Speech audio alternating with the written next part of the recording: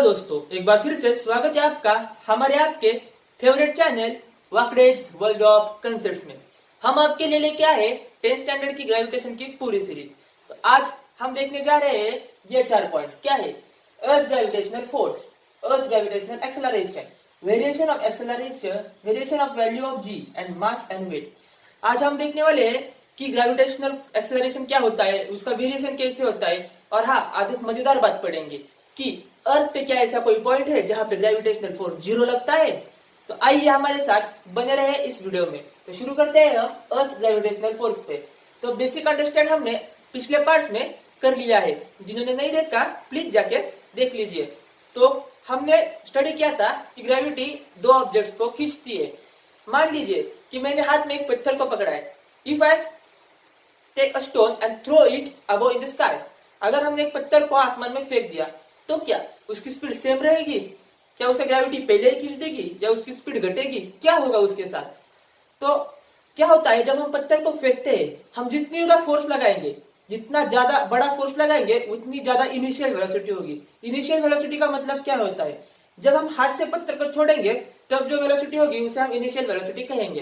तो जितनी बड़ी इनिशियल वेलोसिटी होगी उतना पत्थर ज्यादा हाइट तक जाएगा। अगर हमें पत्थर को ऊंचा फेंकना है तो हमें ज्यादा फोर्स लगाना होगा, और कम फेंकना है तो कम फोर्स लगाना होगा। तो ये फोर्स हमें लगाना क्यों पड़ रहा है? क्योंकि हम जब ऊपर फोर्स लगाएंगे तो उसी टाइम पे एक दूसरा फोर्स है जो उस पत्थर को नीचे खींच रहा है, वो है ग्रेविटेशनल फोर्स। तो पत्थर की वेलोसिटी स्टार्टिंग में मैक्सिमम होगी, जैसे जैसे वो ऊपर जाएगा उसे एक फोर्स नीचे से खींचेगा, वो है ग्रेविटेशनल। जैसे जैसे ग्रेविटेशन खींचेगा पत्थर की स्पीड स्लो होती जाएगी, और एक पॉइंट ऐसा आएगा जहां पे पत्थर स्टॉप हो जाएगा। होता है ना, जब हम गेंद को फेंकते हैं, पत्थर को फेंकते हैं, तो ऊपर लेके एक पॉइंट पे वो रुकता है, तो वहां पे दोनों फोर्स इक्वल हो जाएंगे और वहां से वापस एक्सेलरेशन नीचे की तरफ हो जाएगी।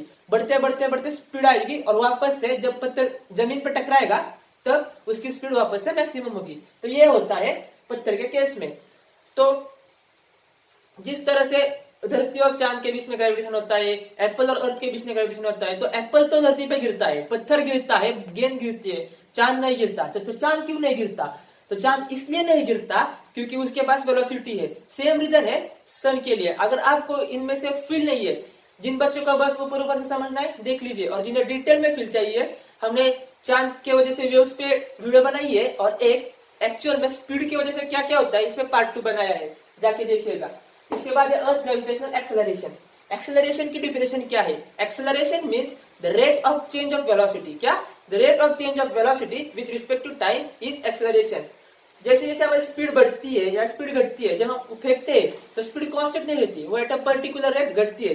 जैसे कार में एक्सेलरेटर होता है, तो ऐसा थोड़ी है कि दबाते ही स्पीड बढ़ेगी, नहीं, बढ़ते बढ़ते बढ़ते बढ़ते जाती है जब तक एक्सेलरेटर को दबा के रखा है। और जब हम उसे स्लो करते हैं, छोड़ देते हैं एक्सेलरेटर को, तो स्पीड धीमे से कम हो जाती है, तो उसे हम कहते हैं एक्सेलरेशन। तो अर्थ के पास ग्रेविटेशनल एक्सेलरेशन है, उसे हम डिनोट करते हैं जी से। किससे? जी से। यह है एक्सेलरेशन ड्यू टू ग्रेविटी। ये ग्रेविटी की वजह से आया हुआ एक्सेलरेशन है। इसे आप ग्रेविटेशनल फोर्स मत समझिएगा, यह है एक्सेलरेशन ड्यू टू ग्रेविटी। ये कोई फोर्स नहीं है, ये एक्सेलरेशन है। एक्सेलरेशन तो कुछ भी हो सकता है। ये अर्थ जिस एक्सेलरेशन से खींचती है वो एक्सेलरेशन को हम जी से डिनोट करते हैं। तो जानते हैं हमने जी की वैल्यू क्या है? साइंटिस्ट के सामने सवाल था, हमारे सामने सवाल था, अगर कैलकुलेट करना है तो किस तरह से कैलकुलेट करेंगे। तो इसी के लिए हमने डेरिवेशन लिया है, बहुत ही मजेदार और सिंपल सा डेरिवेशन है। आइए देखते हैं। हमने ये तो तीसरे वीडियो में ही पढ़ लिया है, 2 चैप्टर का सबसे इंपॉर्टेंट फॉर्मूला है F = G/m/r², Newton universal law of gravitation. तो देखते हैं। हमें ये तो पता है, याद रखना, फोर्स महात्मा गांधी होता है या फोर्स हमारी माँ होती है। माँ का मतलब क्या है? Mass into acceleration. फोर्स हमारी माँ होती है, मास इंटू एक्सेलरेशन। तो इस केस में एक्सेलरेशन है जी। तो आप याद रख सकते हैं कि फोर्स महात्मा गांधी होते हैं जी, लेकिन उन्होंने जिंदगी में कभी फोर्स नहीं लगाया, वो अहिंसावादी थे। तो चलो, हमें फोर्स के 2 इक्वेशन पता चल गए, तो हम क्या कर सकते हैं? दोनों को इक्वेट कर दिया। जब हमने इन दोनों को इक्वल कर दिया तो इस m से ये m कट गया, तो हमारे पास क्या बचा? G = Gm/r²। लेकिन जब हम इसे सरफेस पे, ग्रेविटी तो आसमान में लग सकती है या फिर जमीन के जब हम नीचे जाते हैं तब भी लग सकती है, तो ये ग्रेविटी कब लगेगी? तो हम लेते हैं सरफेस ऑफ द अर्थ। जब हम जमीन की सतह पर खड़े होंगे तब चेंज क्या करना पड़ेगा? मास ऑफ अर्थ लेंगे, क्योंकि पूरा मास हमें खींच रहा है। और रेडियस की जगह हम बस रेडियस ऑफ अर्थ डाल देंगे, हमारा काम हो गया। यहीं पे आपने बाजी मार ली। तो बस आपको वैल्यूज पता होनी चाहिए कि ग्रेविटेशनल कांस्टेंट इसकी वैल्यू कैसे आई, ये हमने डिराइव किया है तीसरे पार्ट में। तो देखिए 6.673 इंटू 10⁻11 न्यूटन मीटर स्क्वायर पर केजी स्क्वायर, ये होती है जी की वैल्यू।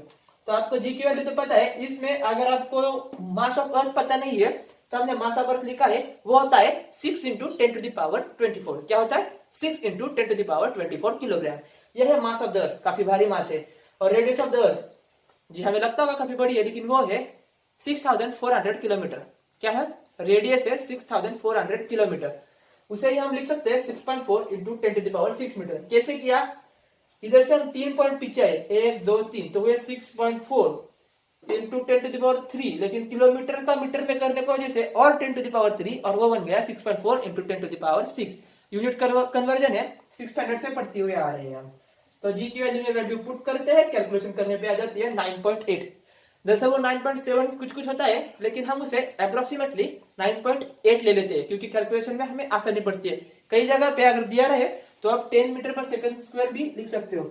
याद रखिए, यूनिट में कंफ्यूज मत होइए। एक्सेलरेशन का यूनिट होता है मीटर पर सेकंड स्क्वायर, और स्पीड का होता है मीटर पर सेकंड। आपको ये तो पता चल गया कि अर्थ की ग्रेविटेशनल एक्सेलरेशन जो है वो किस तरह से डिफाइन हो गया। अब देखते हैं वो क्या वो वेरी करता है, या एक्सेलरेशन ड्यू टू ग्रेविटी सब जगह एक ही रहती है। मार्स पे जाएंगे तो भी सेम रहेगी, धरती पे रहेंगे तो भी सेम रहेगी, खोद के नीचे जाएंगे तो भी सेम रहेगी? नहीं जी।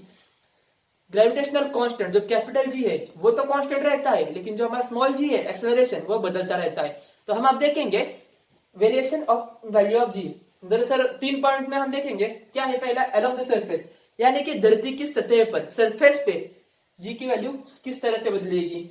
या फिर देखेंगे हाइट, जैसे ऊपर जाएंगे तो ऊपर जाने के बाद जी पे क्या इफेक्ट होगा। और डेप्थ, नीचे खोद कैसे नीचे जाएंगे। आपने पिक्चर भी देखा होगा कोर नाम का, जिसमें वो नीचे जाते हैं अर्थ के सेंटर की तरफ। देखेंगे ग्रेविटी में क्या बदलाव आते हैं। तो पहले देखते हैं अलोंग द सरफेस। अब अगर हमने अर्थ को स्फेरिकल माना तो अलोंग द सरफेस आपको रेडियस सेम है, इसकी वैल्यू तो बदलेगी नहीं, तो जी कांस्टेंट होगा। अगर स्फीयर माना तो आपकी बात सही है, लेकिन अर्थ एक्चुअल में स्फेरिकल नहीं है, थोड़ा सा अंडे जैसा है। हमारी अर्थ इस तरह से ना होके थोड़ी सी इस तरीके से है, इतनी भी ज्यादा नहीं है, स्लाइटली है, स्लाइटली। यू मान लीजिए कि इतनी सी है, इस तरह से हमारी अर्थ है। तो हम इस अर्थ को क्या कह सकते हैं कि वो, अगर ऐसा मान लिया, आपको फील्ड लेंथ थोड़ी ज्यादा चपटी कर दी, तो हम लिख सकते हैं, इसे हमने मान लिया हॉरिजॉन्टल रेडियस और इसे कह दिया वर्टिकल रेडियस। तो हमारी जो हॉरिजॉन्टल रेडियस है वो वर्टिकल रेडियस से काफी ज्यादा बड़ी है, लेकिन यहाँ पे रेडियस जो है इनवर्सली प्रोपोर्शनल है, डिनोमिनेटर में है। अगर डिनोमिनेटर की वैल्यू बढ़ेगी और न्यूमरेटर की वैल्यू कांस्टेंट रहेगी, क्योंकि मास तो चेंज होने वाला नहीं है और ये पहले से ही कांस्टेंट है। तो जी की वैल्यू क्या होगी? अगर रेडियस बढ़ेगी तो जी की वैल्यू घटेगी, और अगर रेडियस घटेगी तो जी की वैल्यू बढ़ेगी। तो हम यहाँ पे लिख सकते हैं देयरफॉर हॉरिजॉन्टल, इसे हम लिख सकते हैं इक्वेटर। क्या लिख सकते हैं? Equator. Gravitational force on equator is less than gravitational force on polar. क्यों? क्योंकि ये है हमारा पोलर पॉइंट और ये है एट द इक्वेटर। तो अगर इक्वेटर की रेडियस बड़ी है तो ग्रेविटेशनल एक्सेलरेशन कम होगी, और अगर वर्टिकल में रेडियस छोटी है तो पोलर पे कम होगी। तो ये तो हमें समझ में आ गया कि अर्थ चपटी होने के कारण क्या क्या होता है। अब बात करते हैं, थोड़ी सी ऊपर उठते हैं, क्या आसमान में जाते हैं थोड़ा सा। जैसे जैसे हम अर्थ से ऊपर जाएंगे तो डिस्टेंस बढ़ेगा। अर्थ के सेंटर से, यहाँ पे अर्थ के सेंटर से जो रेडियस है वो रेडियस ऑफ अर्थ ना रह के इस तरह वो बढ़ जाएगी r प्लस एच, यानी कि radius of earth plus the height. और जितनी ज्यादा हाइट होगी उतनी ज्यादा रेडियस जो हम इस फॉर्मूले में डालेंगे वो बढ़ती जाएगी और फोर्स कम होता जाएगा। उसी की वजह से एक्सेलरेशन भी कम लगेगा। तो हम यहाँ पे लिख सकते हैं, हाइट में हम लिख सकते हैं, क्या लिख सकते हैं? हाइट जब बढ़ती है तो ग्रेविटेशनल फोर्स घटता है। इसीलिए एट अ पर्टिकुलर पॉइंट जब स्पेस में हम थोड़ा ऊपर जाते हैं तो वो स्पेस में जा जाती है, उस पर ग्रेविटी का कोई असर नहीं होता, उसे हम इंफिनिटी कहते हैं। जब हम इंफिनिटी डिस्टेंस पे जाते हैं तो वहां पे ग्रेविटेशनल कांस्टेंट, ग्रेविटेशनल फोर्स या फिर acceleration due to gravity zero हो जाएगी। और बात करते हैं हम डेप्थ में। अगर हम धरती के अंदर जाएंगे, आपको क्या लगता है? यहाँ पे सबसे मजेदार चीज है, आपको लगता होगा कि हम धरती के जितने पास जाएंगे उतनी रेडियस कम होगी, और जितनी रेडियस कम होगी उतना ग्रेविटेशनल फोर्स बढ़ेगा। लेकिन यहाँ पे आप गलत हो। ये तो बात सही है कि अर्थ में जितना नीचे जाएंगे उतनी रेडियस छोटी होगी, लेकिन उसी के साथ जो मास अर्थ पे ग्रेविटेशनल फोर्स लगाएगा, मान लीजिए हम इस डायग्राम की बात करते हैं, जरा बड़ा बनाते हैं, तो इस डायग्राम की बात करते हैं हम, तो हम अगर यहाँ से नीचे आ गए तो इतना ही मास होगा तो उस पर ग्रेविटेशनल फोर्स लगाएगा, तो मास भी कम हो गया। तो कंपेरेटिवली क्या हो रहा है? रेडियस भी कम हो रही है और मास भी कम हो रहा है। इन दोनों के इफेक्ट की वजह से एक्सेलरेशन ड्यू टू ग्रेविटी कम हो रही है। आप कहोगे कि ऊपर वाला भाग क्यों नहीं करता? जी, ऊपर वाला भाग भी ग्रेविटेशनल फोर्स लगाता है, लेकिन वो ऊपर की तरफ लगाता है। लेकिन इसमें एक चीज है, अगर यहाँ का पार्टिकल यहाँ पे ऊपर लग रहा है तो यहाँ पे नीचे लग रहा है, इस तरह से सब तरफ ग्रेविटी से खींच रहे पार्टिकल को, और ये सारे अंदर की तरफ खींच रहे।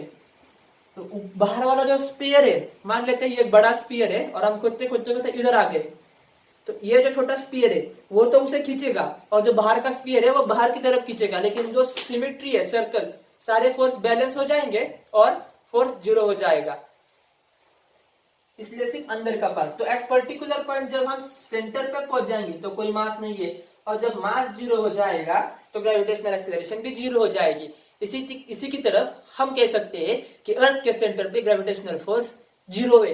लेकिन यहाँ पे बात रखना, ग्रेविटेशनल फोर्स जीरो नहीं है, नेट ग्रेविटेशनल फोर्स जीरो है। क्योंकि जो धरती है बाहर वाला सरफेस है वो तो उसे खींच रहा है, लेकिन चारों तरफ से खींचने के कारण उस पर नेट फोर्स जीरो लग रहा है। मान लीजिए आपने दो मैग्नेट लिए और उसके बीच में एक आयन का पीस रख दिया। अगर मैग्नेट इक्वल हो, दोनों भी इक्वल है और दोनों भी खींच रहे हैं, तो वो आयन का जो पीस लिया है वो किसी भी तरफ नहीं जाएगा। अगर आपने एक ही रखा है तो उसकी तरफ अट्रैक्ट हो जाएगा। लेकिन अगर दो पीस लिए है मैग्नेट के और बीच में एक आयन का पीस रखा है और मैग्नेट की पावर सेम है, तो आयन को दोनों भी खींचेंगे, लेकिन आयन जाएगा किसी के पास भी पास नहीं। क्यों? क्योंकि एक दूसरे को फोर्सेस कैंसिल कर देंगे। आई होप आपको ये समझ में आया होगा। अब देखते हैं मास एंड वेट। मान लीजिए हम तो अक्सर कहते हैं कि बताओ आपका वेट क्या है, और हम वेट को किलोग्राम में कैलकुलेट करते हैं, लेकिन ये गलत है। हम वेट को किलोग्राम में नहीं, बल्कि हम वेट जो है उसे न्यूटन में गिनते हैं। क्या करते हैं? न्यूटन में। और इस मास को हम किलोग्राम में बताते हैं। तो मास एक क्वांटिटी है, मास इज मैटर। मान लीजिए आप कितने एटम से बने हो या आपके अंदर कौन सा मैटर है, ये मास को डिपेंड करता है। तो मास क्या है? Mass is the quantity of matter. और वेट क्या है? The gravitational force with which you are attracted towards the centre of the object. यहाँ पे आप मान लेते हैं कि अर्थ, तो अर्थ पे जो हम वेट साइंटिफिकली जो पूछते हैं वो होता है the force with which you are attracted towards the centre of the earth. इसीलिए न्यूटन में। तो न्यूटन मतलब क्या होता है? न्यूटन फोर्स यूनिट है, तो ये होता है मास इंटू एक्सेलरेशन। तो लिख सकते हैं किलोग्राम मीटर पर सेकंड स्क्वायर। ये क्या है भाई? ये यूनिट्स है। तो जनरली आप मास कैसे निकालोगे? तो हम लिख सकते हैं यहाँ पे wait is equals to mass into जी, और जी की वैल्यू हम लिख सकते हैं 9.8। तो जनरली आप 9.8 से मल्टीप्लाई करके, या फिर बहुत ही ज्यादा अप्रोक्सीमेशन लेना है तो 10 से मल्टीप्लाई करके आपका वेट निकाल सकते हो। मान लीजिए अगर मैं जाता हूँ और मैं मेरा मास कैलकुलेट करता हूँ, जो मशीन होती है दुकानों में वो एक्चुअल में मास कैलकुलेट करती है, और हम देखते हैं कि उस पे मास दिखा है 10, तो फिर वो 10 kg है, उसका मास 10 kg है, लेकिन उसका वेट होगा 10 इंटू 9.8, दैट इज 98 न्यूटन। आपको आई होप आपको समझ में आएगा। और इसके नोट्स आपको वीडियो के लास्ट में दिखाई दिए जाएंगे। मास और वेट का एक प्रॉपर डिफरेंस और इन सब के बारे में जो डेफिनेशन है वो आपको बताई जाएंगी।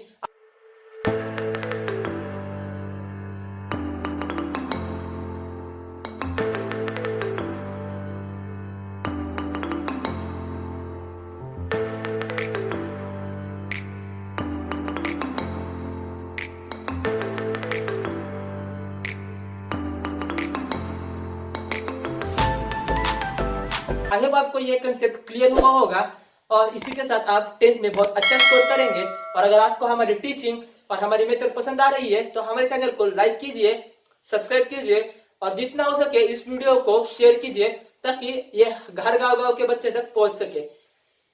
स्टे ट्यून्ड विद वाकडेज world of concepts, learning today, leading tomorrow. Thank you.